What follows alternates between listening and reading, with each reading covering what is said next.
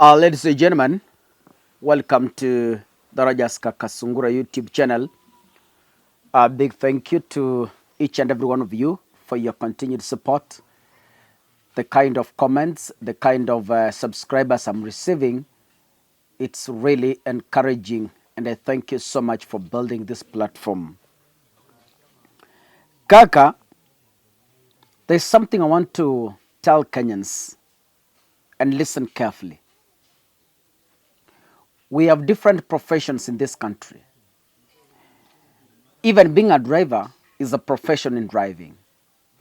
We have teachers, we have engineers, we have journalists, we have police officers, all sorts of people. If Kenya decides to sink today, it sinks with all of us. If Kenya flourishes today, it flourishes on all of us. Today, as a teacher, you might not be affected by the economy. Today, as a police officer, you might not be affected. Today, as a cabinet secretary, you might not be affected. But remember, there is tomorrow, and things always change. What am I trying to say? If we decide that we are healing this country, it is good for all of us to do it. Whether you are making money, whether you are sleeping hungry, whether you are rich, whether you are poor. If things go wrong in this country, people will not understand whether you have money. Let me give you an example.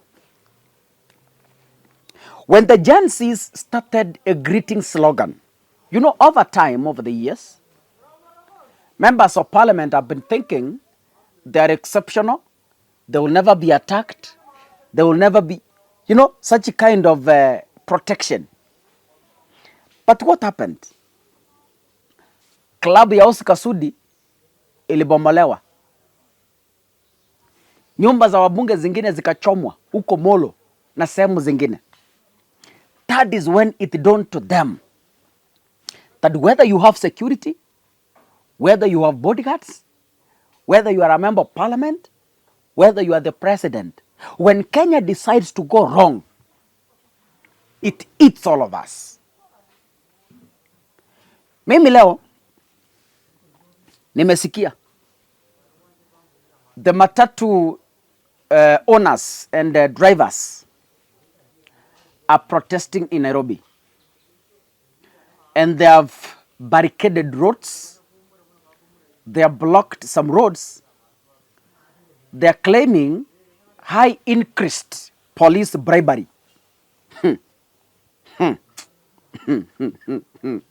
Listen, first I've explained, if the Kenya's economy goes high, it goes high to all of us. If the prices of commodities go high, they go high everywhere. So wacha niwaulize nyinyi watu ya matatu nyinyi. When the cost of unga is high, for instance, when the cost of fuel is high, when the school fees is rocketing, what makes you think that police will lower their bribe? Of course, they must also increase their bribe. It is common sense. So why are you protesting? When the Gen Zs were demonstrating, we asked you and begged you, tafadhali, beba Gen Z for free, waende town kutetea what is affecting you today. You feared those police officers and you went to sleep. You never joined them. You never joined the Gen Zs in those protests. Even when there was a call from Kenyans. But if you are a Matatu owner, please, let us spare time during maandamano and we help Gen Z to town. You refused. Today, you want to protest over police brutality, over police harassment, over... okay. I am not defending police officers, but what am I trying to say, Kaka? If we are sanitizing this country, let us decide all of us to do it. Tukisema on Thursday ni maandamano, wacha iwe maandamano kwa kila mtu, whether wewe uko na nyumba, whether hauna, whether uko na kazi, whether hauna, all of us tukisema Thursday or Tuesday ni maandamano, tafadhali all of us tupatikane pale. But unapata in this country, unasikia Gen Z wako kwa maandamano. Taxi unasikia anasema leo ni holiday. Hey, Gen Z wanaenda maandamano. Okay. Sasa matatu hatuendi biashara. Kwa nini? Tutapiwa mawe. So wanaenda holiday. Unasikia watu wafanya biashara huko Nairobi na sehemu zingine, nasikia wanasema Thursday kuna maandamano. Mimi sifungui hiyo siku yote, nitalala. So people go for holiday. But when things go wrong, they want other people to join them. Sasa matatu wanataka watu wengine wawajoin kwa maandamano, eti polisi wameongeza bribe kwa barabara. How many times have I told you police officers need reforms? Mara ngapi hapa? How many times have I told you police officers can't be friends? How many times? How many times have I warned people here and told them this country needs to be sanitized for once?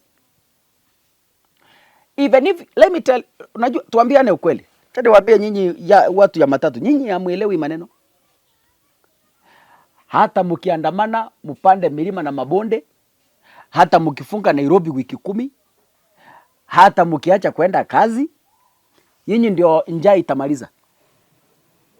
Hawa polisi mnasikia hawa, they will never stop collecting bribes. Nyinyi ndio mmewazoesha. Si ni nyinyi? Kwa nini mwazoesha? Unapata mtu wako na gari hataki kuweka insurance kwa sababu anajua hapo mbele polisi atapewa 50 bob. Nyinyi ndio mmewazoesha tabia mbaya. Ukienda kwa barabara upate gari yako iko sawa, insurance iko sawa, safety belt iko sawa, miguu iko sawa, gari imepakwa rangi vizuri, taa zimewekwa, kila kitu iko sawa. Why do you need to bribe a police officer? I'm asking you, why do you need to bribe a police officer?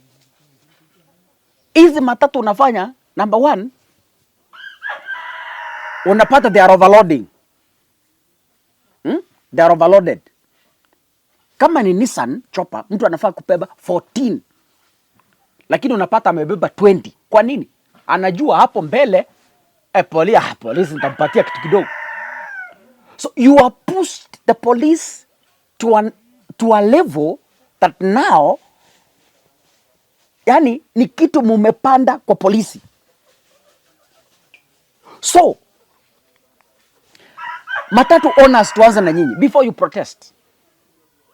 Are you following traffic rules? Je, mnafuata sheria ya barabara? Gari zenu ziko na insurance? Gari zenu ziko kwa sako? Wewe vile uko hapo mahali una protest ukiangalia gari yako miguu iko sawa? Je, unabeba abiria kulingana na kiwango cha gari? That is the village. Unasikia kuku zina that is village life. That is the environment. You hear?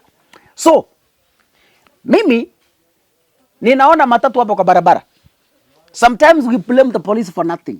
Matatu nyinyi ndio mmeforce polisi waanze kucollect bribe. Kuanzia leo jiite mkutano. After this maandamano ya leo, ama tuwakujie na viboko.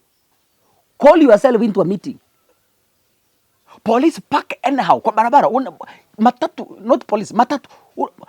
Hata indicator aweke mahali anapark. Unamfuata kutoka nyuma unapata amepark tu kando. Then you wonder, what kind of driving is this? Nyinyi ndio mmefanya polisi waongeze bribe kwa sababu hamtaki kufuata sheria ya barabara. So jiteni mkutano nyinyi. Today, call yourselves into a meeting. Ask yourself, are we doing according to the rules and regulations za barabara? Kama hamufanyi, wacha kutulilia na nyinyi ndio mmefanya polisi waongeze hiyo bribe. God bless you. See you in the next video. Asanteni sana.